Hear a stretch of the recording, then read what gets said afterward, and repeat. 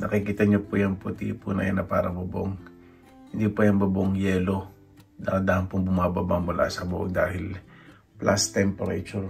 Temperature is plus 5. Naku. Yan, natutunan na. Hindi na po puti ang mga puno. Ibig sabihin po niya, malapit na po ang tagsibol. Gawin po muna natin ng spicy bok choy o pek chay. Diba? Lagyan lang po tayo ng konting mantika sa ating kawali. Gisa na po natin ng bawang at sili. No, hindi pa pala masyadong mainit. Hala, mainit kasi umurong na yung mantika. Well, let's just move on. Ayan. Ayan po natin mag-golden brown po yung bawang. Lagay po tayo ng konting tubig at asukal. Ito po, tansyahan naman po. Titikman po ninyo yung lasa. Tunawin po natin ng maayos yung asukal. Naglalagay po ka ng konting toyo, oyster sauce,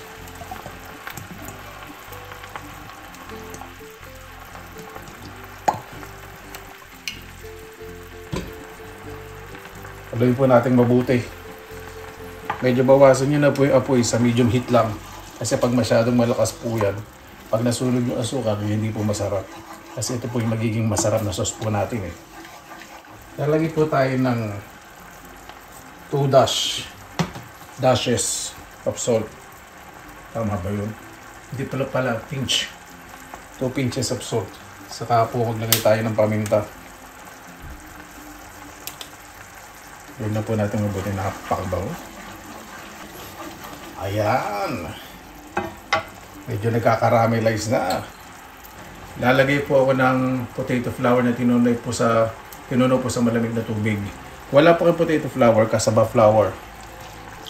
Sabihin lang po natin ito hanggang sa lumapot at maging clear. Ayan po, malapot at clear na po. Tanggalin ko na sa kalan. Tinabi ko po muna yung sauce natin. Lagay ko po itong pechay. Gandaan po ninyo yung pagkaka-ilera sa kawali. Hindi po tayo maglalagay dito ng ekstrang tubig. Kasi itong pechay po, magre-release po yan ng tubig. Low heat lang. Takpan po natin para hindi masunog yung pechay. Ayan. Pag medyo parang kumukulo-kulo na po, ibabaw na po natin itong sauce.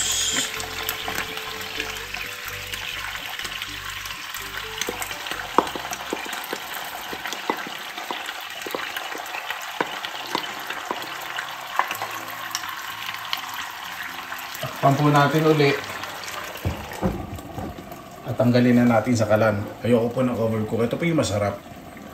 Ayan, di ba? Napakaganda po ng resulta. At lagyan po natin ng roasted sesame seeds.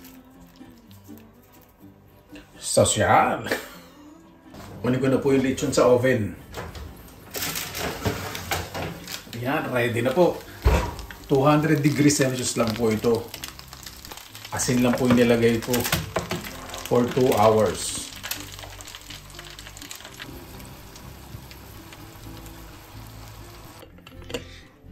Ready na rin po ang ating spicy noodle soup. Kain na po tayo. Mabuhay! Yan! Maraming salamat na po sa Panginoon. Kasama-sama na naman po tayo. Naway save po ang lahat. Bago po tayo salamatan po muna natin, Panginoon. Panginoon, maraming salamat na lang po sa biyayang binigay po sa amin sa buhay, sa aming pagising. Naway ang bawat isa po pala sa pagising hanggang sa pagtulog ay kayo po ang pasasalamatan. Maraming salamat po. Sinusukuno po namin sa inyo lahat sa kanila Jesus. Amen.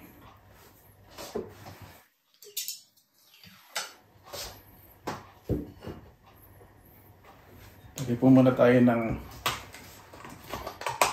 iced tea. Walang asukal.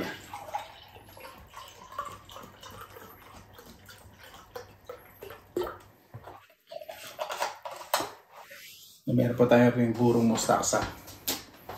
At fresh. Hindi ko alam kung ano klaseng lettuce to. Basta ano po yan. Sanyaman na natin itong ano. Nakalimutan ko tanggalin. Excuse me po itong buro.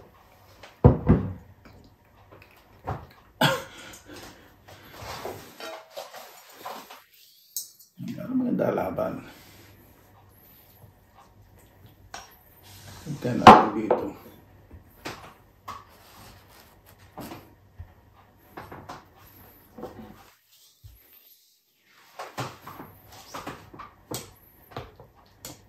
Mainit pa. Kupo muna tayo ng ano, lechon. Mainit din ito, kaluluto lang. Itong titirahin itong balat syempre.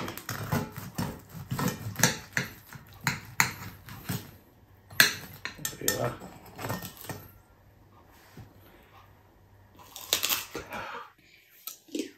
Pasok ako doon.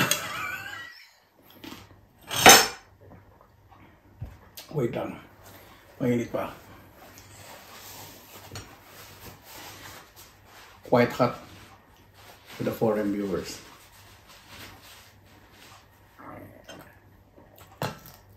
I was so excited.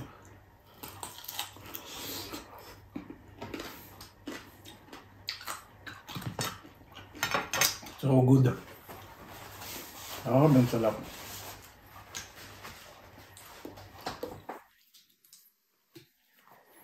Muna nga tayo. Palamigin muna natin.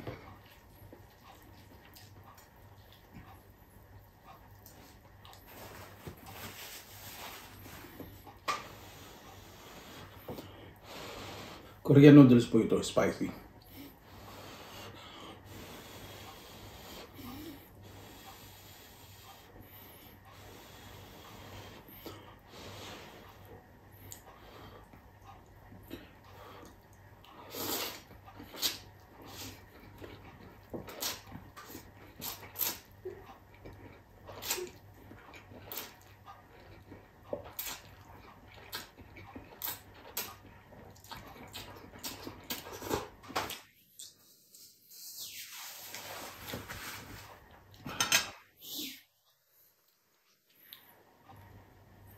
Tayo sa ating spicy pechay.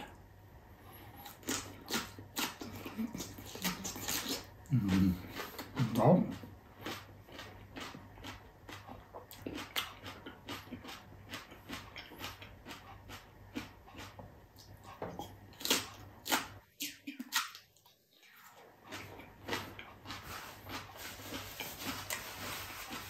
Basta mga anggang.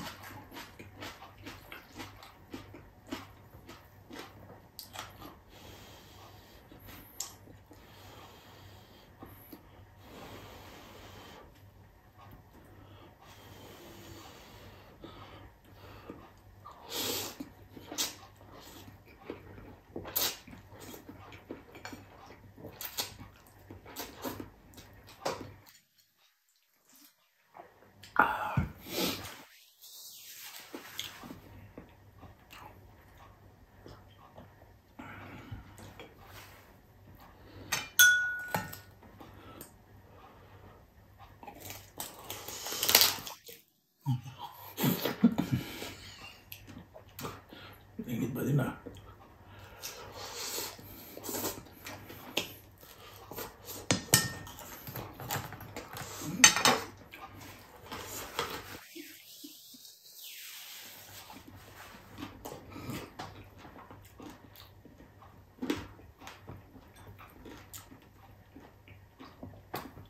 Preserve mustard leaves.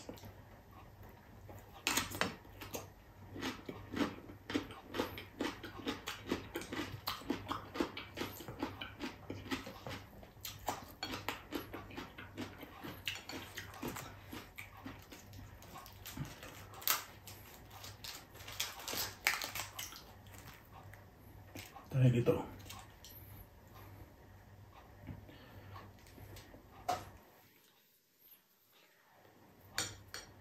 Gusto ko yung baboy.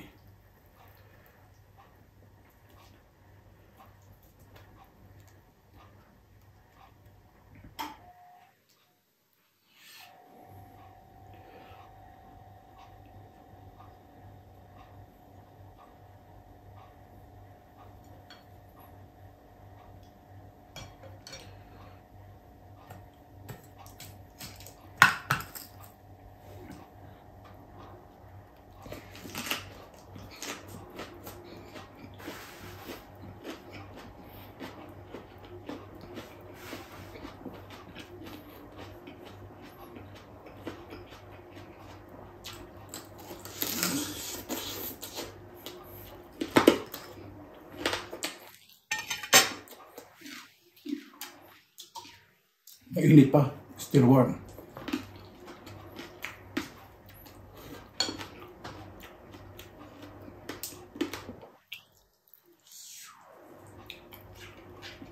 Ito.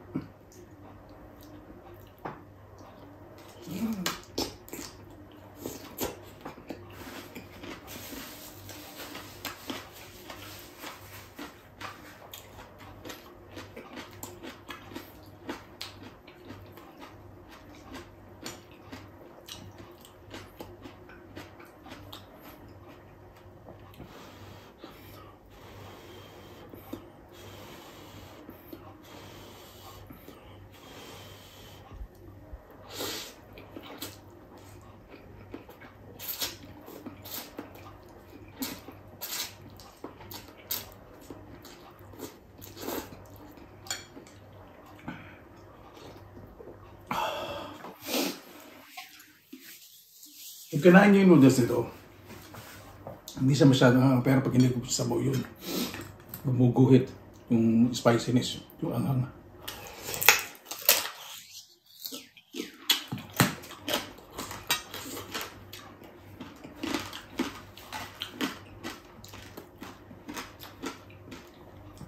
Paborito ko po ang mga Korean instant noodles kasi napakasarap po. May kamahalan lang.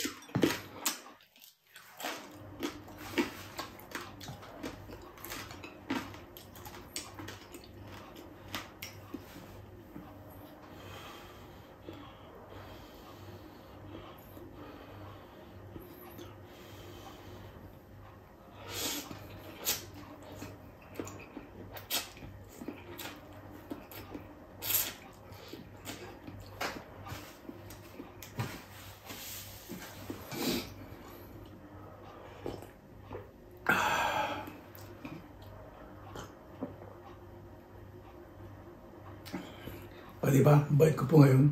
Gutom eh.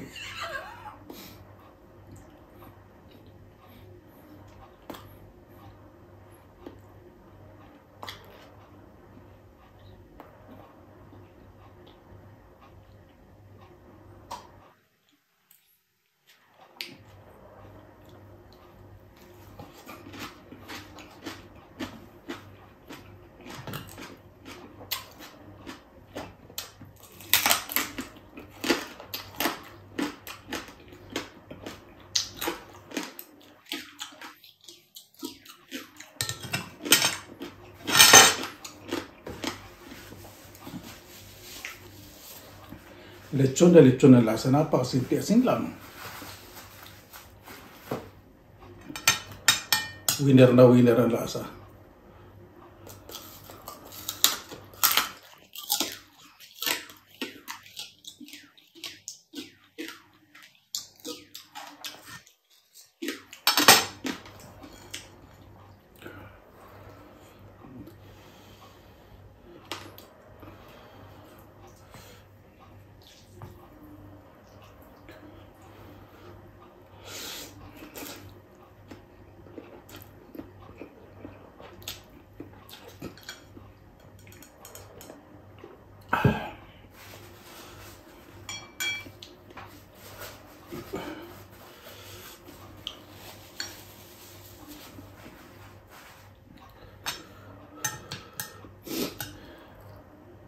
gumuguhit na sa mata ko, saka doon sa ilong ko yung ano, yung anghang.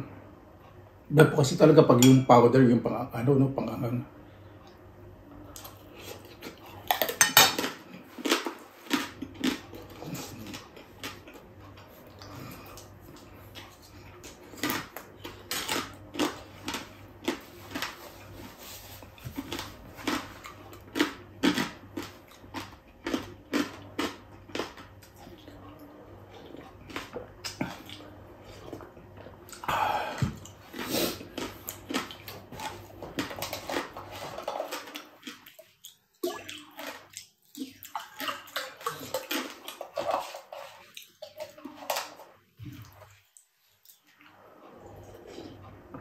Ayan.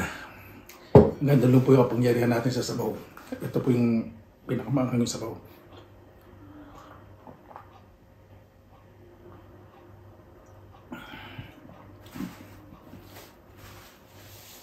Pag ganyan po may tira, ito.